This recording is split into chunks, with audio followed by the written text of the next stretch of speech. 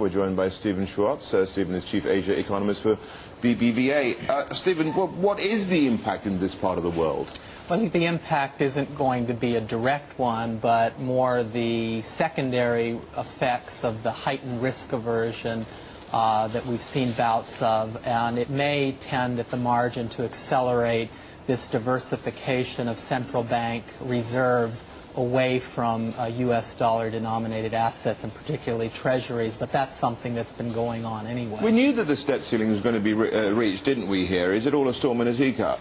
Probably. I mean, our U.S. team that watches this very closely was anticipating this kind of scenario developing, and they think that an agreement will be reached sooner or later, that this is really the political posturing and raising the ante, but that sooner or later an agreement will be reached to get the deficit down and raise that debt level.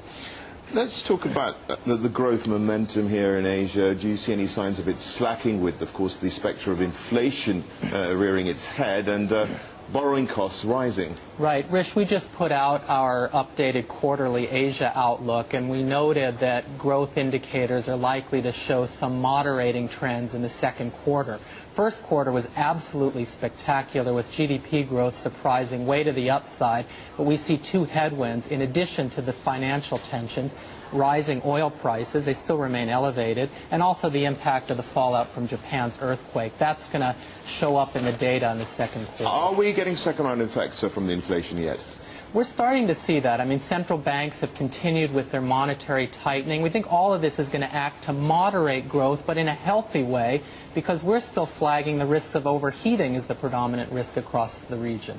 Okay, well, you know, the thing is, these inflationary pressures are meant to relent in the second half of the year. That's what many people sitting there have been telling me. Do they really? And why bother doing anything about the cost of borrowing when this is actually a cyclical issue, perhaps more so than a structural one?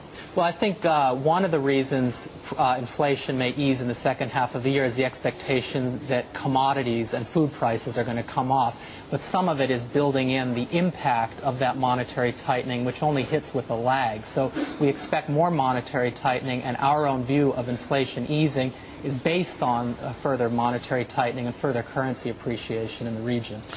Stephen, I can't let you go without mentioning the fact that you had 16 years at the IMF here, and of course we could well be seeing change at the top there. I mean, the presumption of innocence is purely a legal principle. In fact, alas, it is not a political reality, however.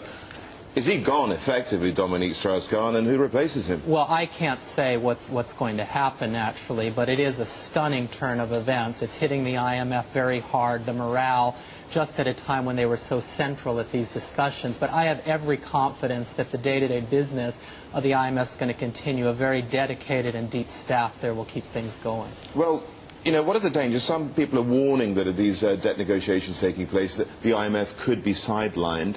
Do you think that that's a possibility in the short term? Well, the leadership of the IMF matters. You know, the ability to navigate the difficult political waters in Europe. I mean, Dominique Strauss-Kahn deserves credit for what he achieved in bringing the IMF back into the center of the debate and putting together with the European Union these big packages. So it does matter. I don't want to discount that, but I think, again, the staff is deep enough, the management is tested, and they'll find the right replacement. They were gearing up for a succession anyway before this event happened. It has muddied the waters, to say the least, hasn't it? Yeah. Stephen Schwartz from Banco Bilbao, Vizcaya, Argentaria, joining us there and taking a look at what's been happening there at the IMF.